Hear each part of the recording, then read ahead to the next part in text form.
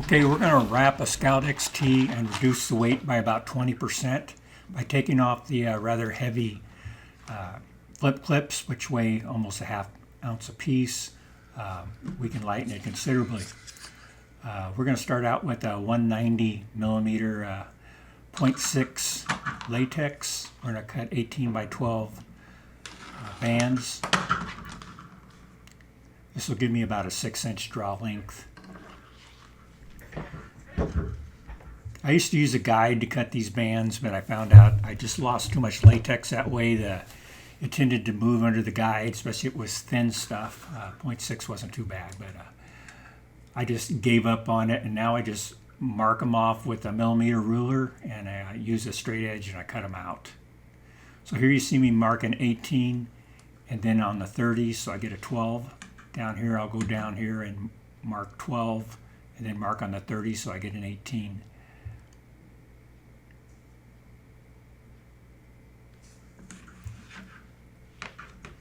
Now I'll put that straight edge right in the center of those dots.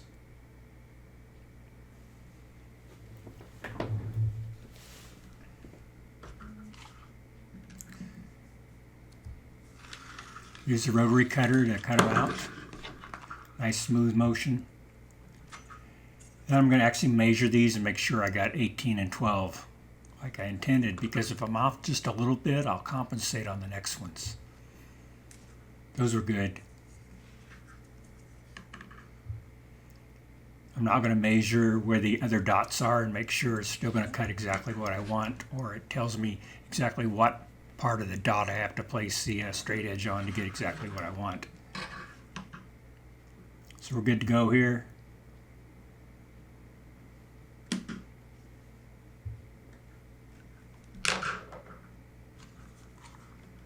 Always watch your fingers when you do this.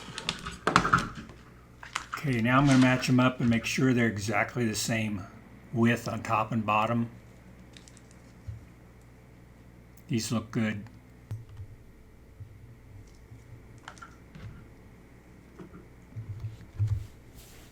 And now I'll grab a pouch. These are typically used for clay ammo. I'm using 0.6 bands. Use a paper clip to pull the bands through. It's a lot simpler than trying to roll them and feed them through. I watched the Chinese do this, and looked like a good trick. So pull that one through, and then on this one I only put part of the band in there. You don't have to put the whole thing in there. Pulls through a little bit easier.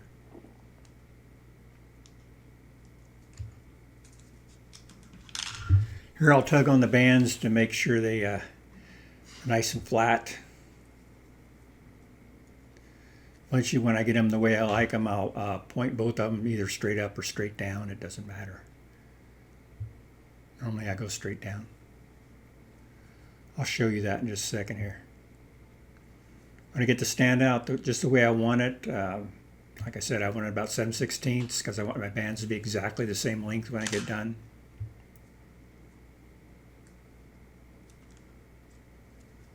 And here's a close-up. You can see they're both pointed straight up. You want to be mirror image of each other. I grab my band tying jig. I need about 5 to 6 inches of tape here to attach the pouch to the bands.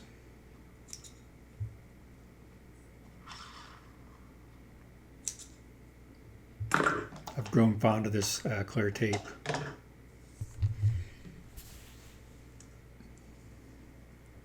Okay, here's a critical part. I take that band, which is folded in half, and fold it over on the other band that's folded in half. One on top of the other, with nothing showing out the sides there. When I'm satisfied I have it where I want it, I'll grab the clamps. I hold it with the other 2 fingers to keep it in place. And I clamp it. When I put it on the jig, I want about a 1/2 inch stretch. I think I have to adjust this a little bit. Okay, that's not enough. Okay, there we go. Okay, I'm going to use the tape, and I'm going to wrap it, crisscross it I've done it several different ways, but I found out I like this way best. It's fastest. It also allows me to probably pull on it tighter. First one goes on really light because you don't want to fold over that band, but the rest of them I start increasing the tension on them. Each wrap I go. I do 5 or 6, then do a square knot. I'm pulling pretty good on it right now. I've never had one come undone.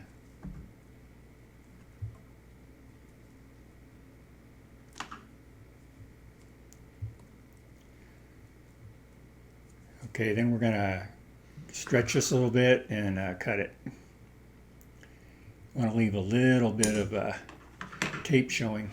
You don't want to pull through. And we're going to turn around and do exactly the same thing here. I'm going to check my stand out again just to make sure I didn't accidentally move it. Here's folding one half onto the other half. Notice this one folds up, the other one folded down. It's because they're mirror images. But when you assemble them, they're both in the same direction. It's because you flip it over that it's now facing the opposite direction. Grab the clamps.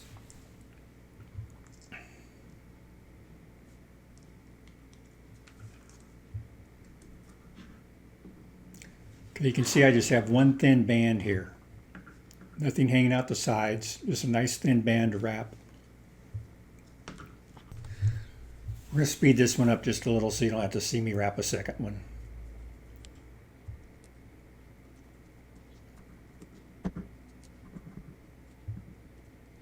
Well, at least not in real time.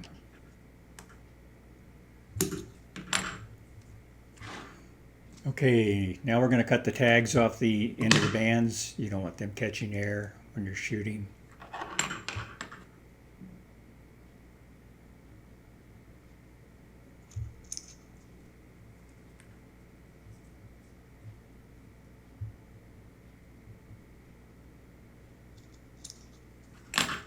Okay, this band set's done. I'm going to check the length. These are going to turn out to be about 178 millimeters after I get them wrapped. They started at 190. Just double checking to make sure my lengths are good. Okay, I'm going to put a right and left on these so I don't inadvertently crisscross them or something when I'm trying to tie them on. Nothing's worse than doing a beautiful wrap on your bands and finding out they're not configured correctly, which has happened to me probably more than once. We're going to make a line here at 18 millimeters or about 3/4 of an inch. This is a line that I use to position the bands on the frame. I use this line, I put it right in the center of the groove on the bands on the frame.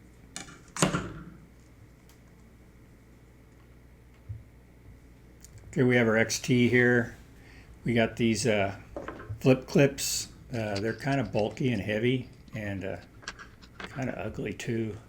But anyway, we're going to wrap these instead. We're going to take almost 20% of the weight out of the XT. It'll actually be lighter than the Scout X. It'll be at 4.3 ounces and the Scout X is at 4.6. So it's a significant difference. You can feel it when you have the frame in your hand.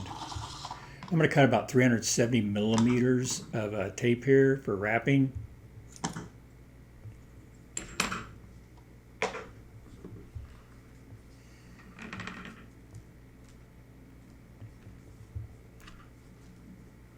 I'll put down a foundation layer here, or sometimes called a base layer.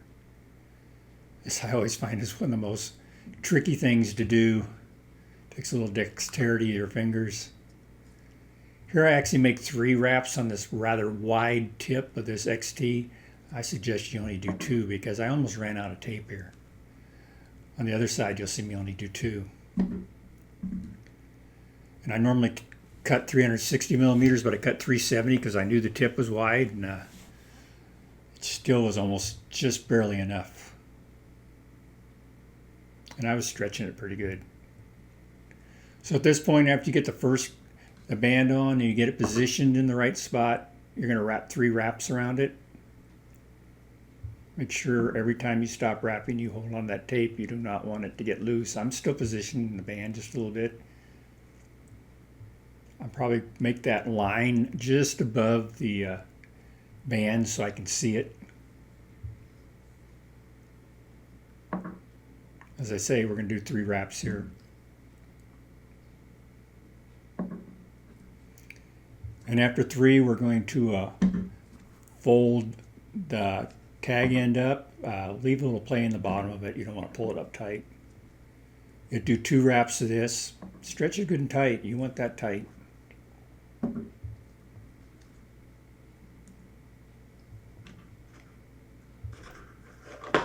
Go over and get some thread here. This is out of a leather kit. It's anything that's strong enough to pull the band through is good, and it doesn't take much energy. I'm going to wrap this twice.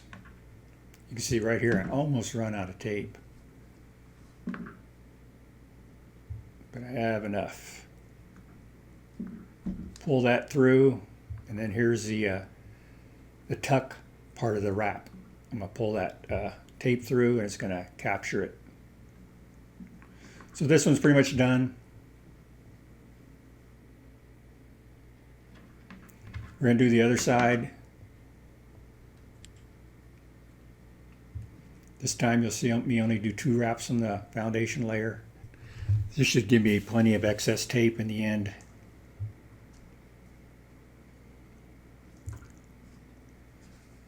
Get the foundation layer down. We'll grab that band. I can see the L I marked, so I know it's configured correctly. Well, make sure I didn't twist it, but it should be good. Go 3 wraps of this. After the first wrap, you can do a little adjusting. Here I am adjusting it just a bit.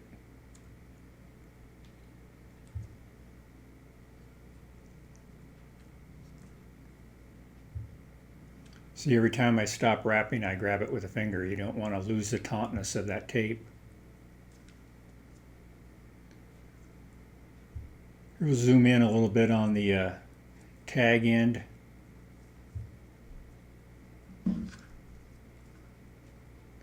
Roll that over and leave a little play in the bottom of it.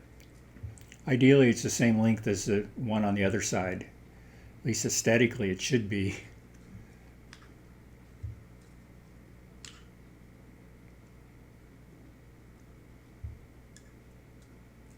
Make sure you keep that tape in those grooves. You want your tape to be nice and flat.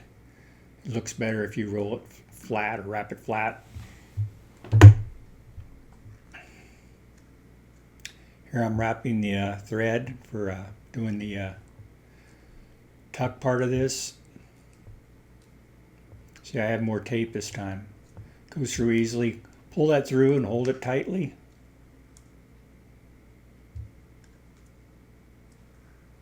And here we capture it.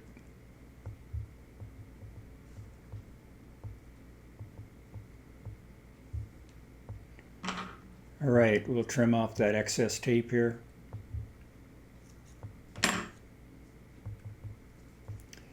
We should be done. You can see near the pouch, it looks the same on both ends. That's the underside. Nice curl to it. That's the top side. Should be the same. Give it a good couple pulls. I know this isn't going anywhere. I went down and did a test shot, and after dialing it in, it shot pretty well.